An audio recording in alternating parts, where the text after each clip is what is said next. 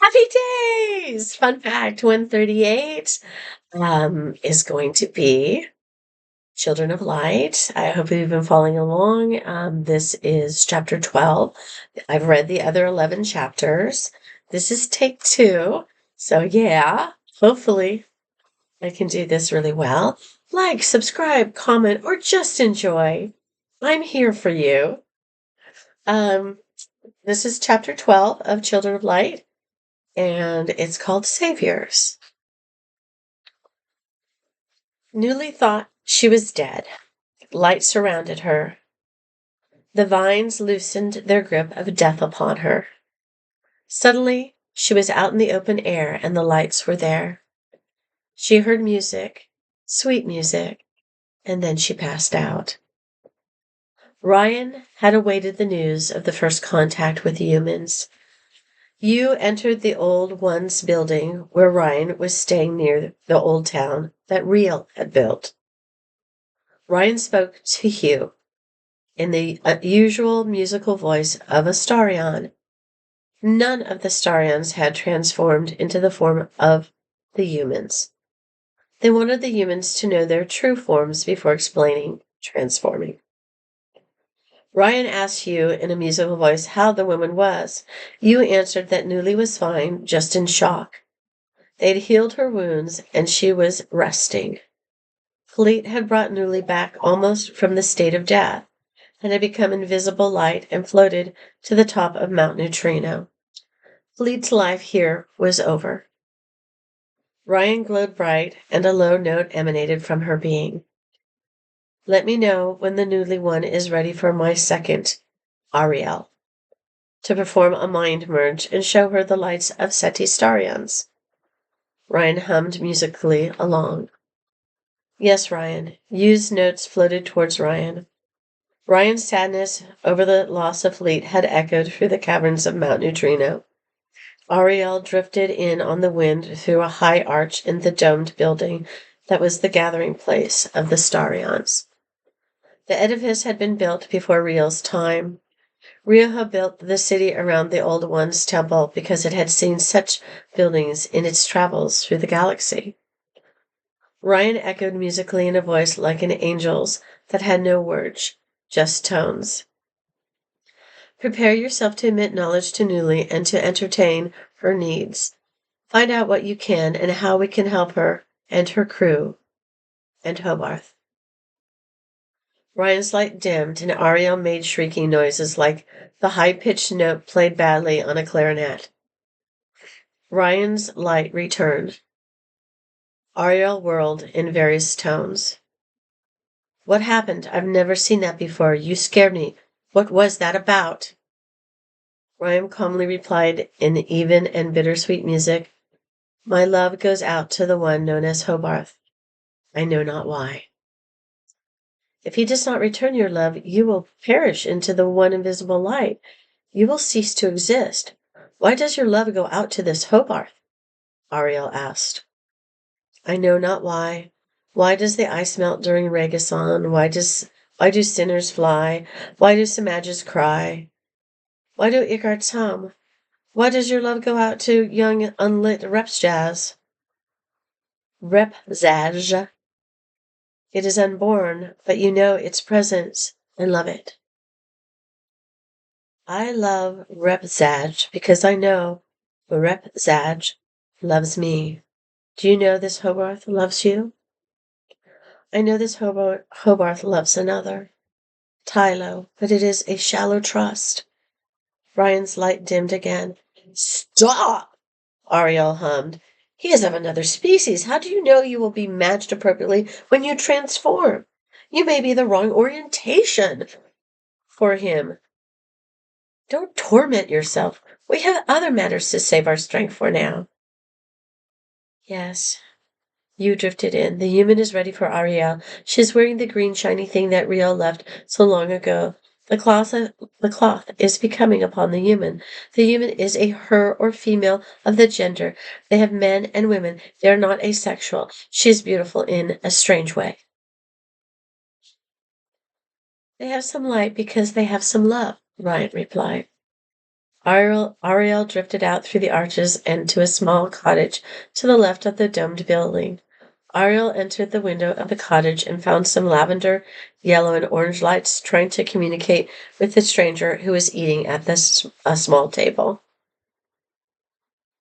Newly whispered to herself, "Am I in heaven?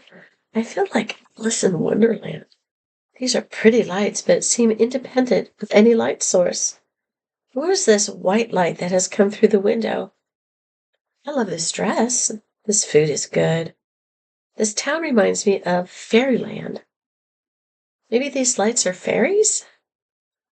Arya floated in front of Newly, and ever so slowly enters Newly's space and merged. "Hello. Who is that? Who is speaking to me? I am in you. Don't be afraid. I have much to show you and explain." "Okay. I won't harm you." "Okay." In Newly's mind, she had been taken to the top of a high mountain that seemed to be the center of Seti, even the center of the entire universe. She felt as if she could see and hear forever. There was beautiful music, then she heard words. "You have finally joined us, young one. Real promised to send you. I am the vast invisible light of Mount Neutrino above the clouds. All souls become one in me when they are extinguished. This is Seti. The balance of life is maintained between Nomon and Starion and in-betweeners.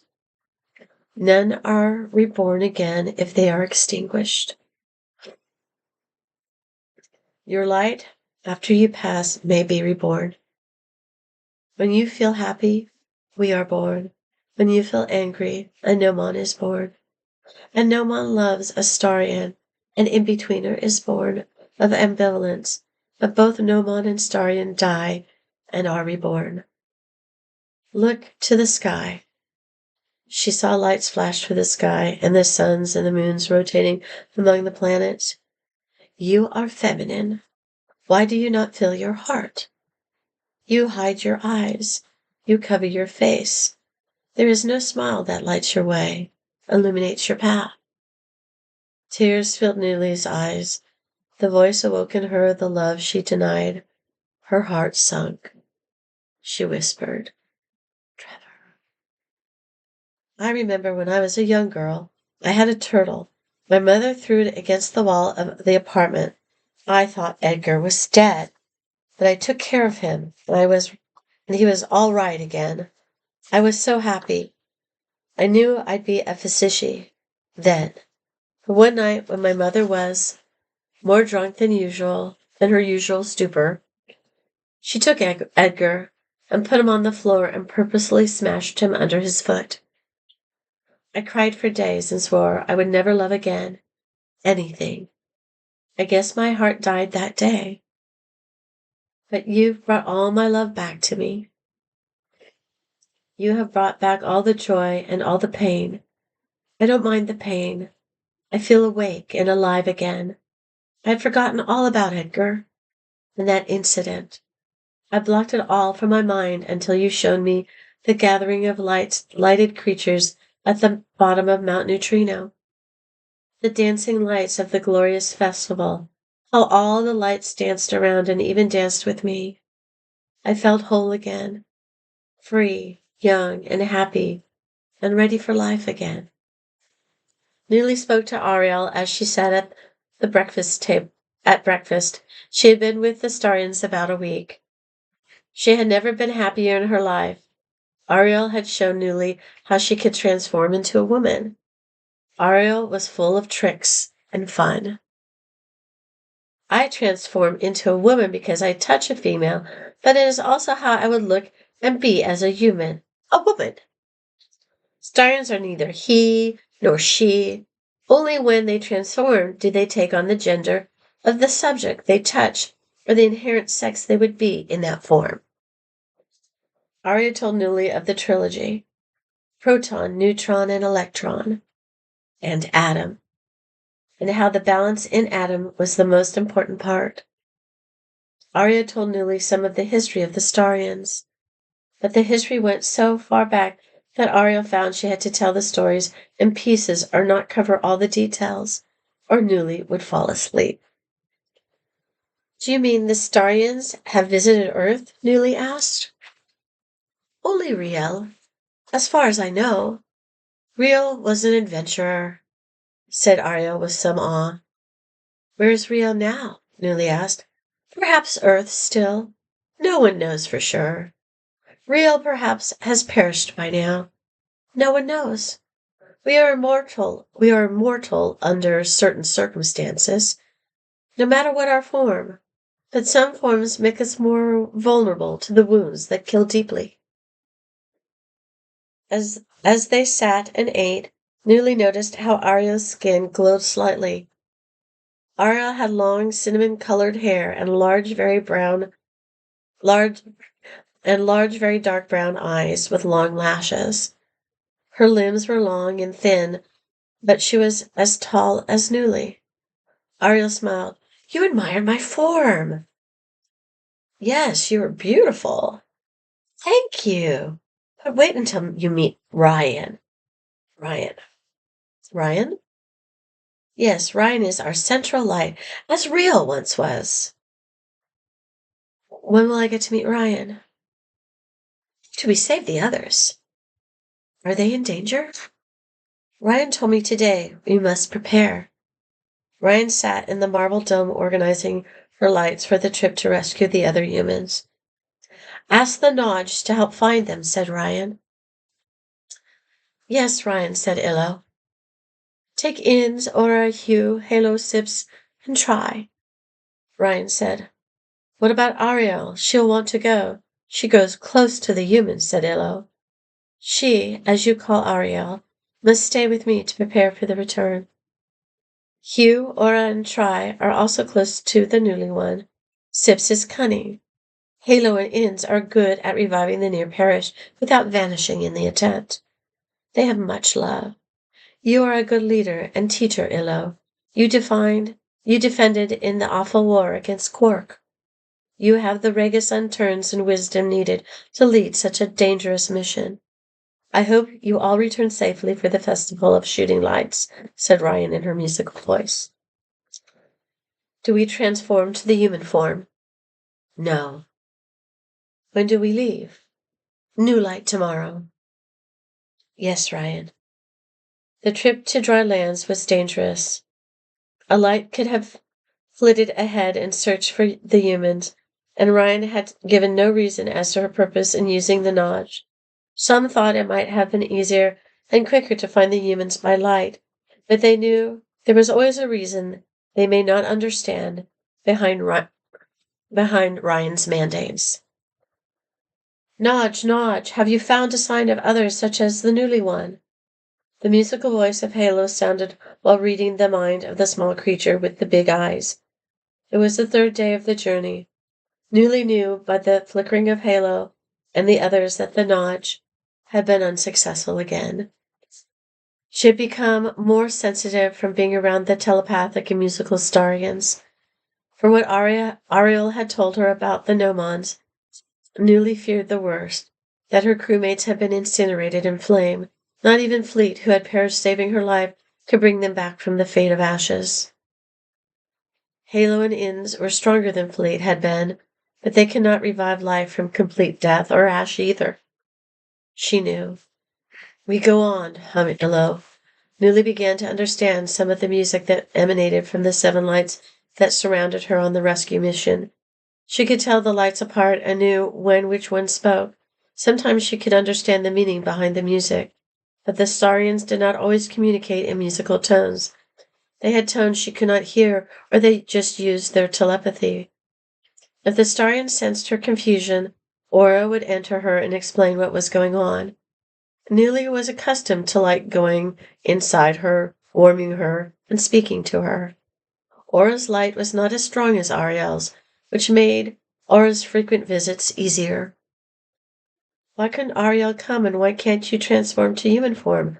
Newly asked Aura, before they had left on the journey to find the other humans, as Aura had defined the journey's mission. It's Ryan's way, Aura replied, and that was it. Newly wondered when she would meet the Supreme Commander, Ryan. But Newly had only found any word of Ryan contrary and unsatisfactory. She would like to speak her mind to this Ryan and set this Ryan straight. The Nodge had filled up on water again and took off. He burrowed under the ground. He knew only a few steps away was the desert, and a few steps from that was the forbidden desert.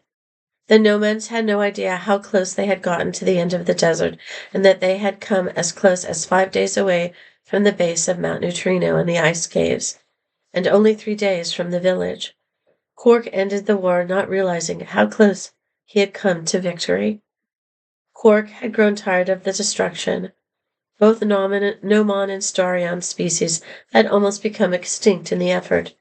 Nomons attacking walls of Starions standing still, sacrificing their lives in an attempt to block the Nomons and protect their way of life. The desert was a dangerous place for the Nodge. He could easily perish there, but the Starions had done so much to save his species. He sacrificed his fears for them. He felt the hot sand on his face. He twirled into the burning soil, blind to flame and blind to ash.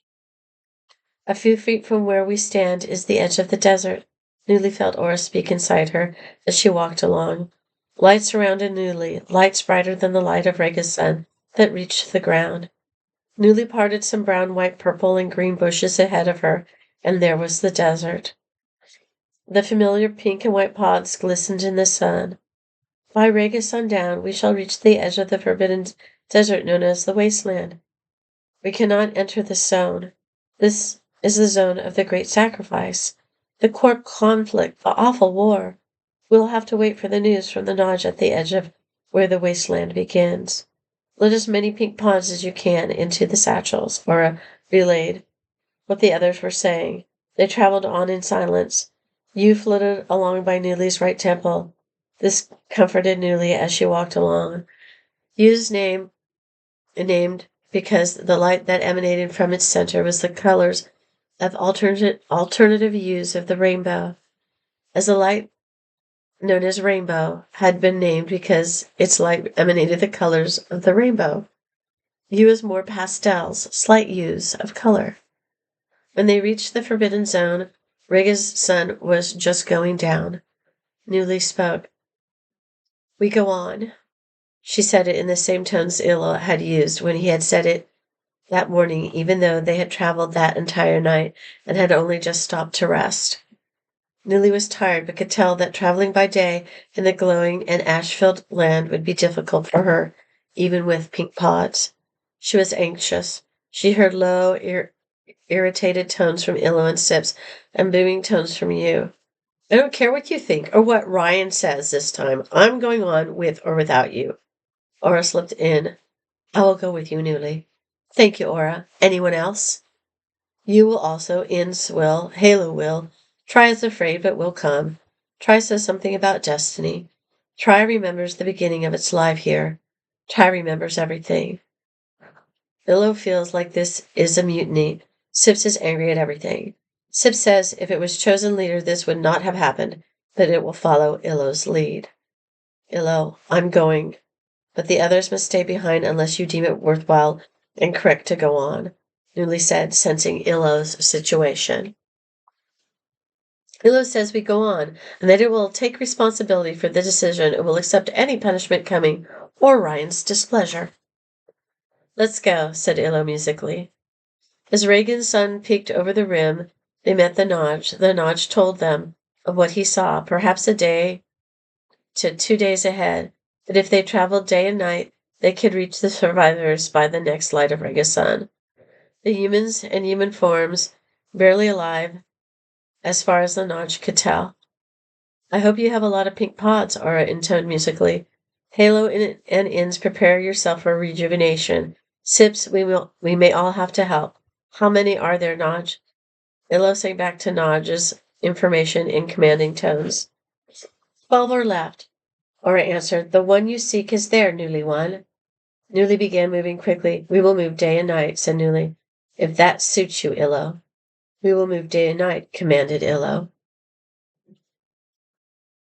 Newly and the seven lights moved on. Newly only cracked her pink paw when she thought she could go no further. She was doing her best to save them. "Let us sing a song," said Try. "Let us go merrily along." "Yes," said Illo. Aura entered Newly and stayed with her since the Nodge's return. Newly carried the Nodge on her shoulder and gave him a pod.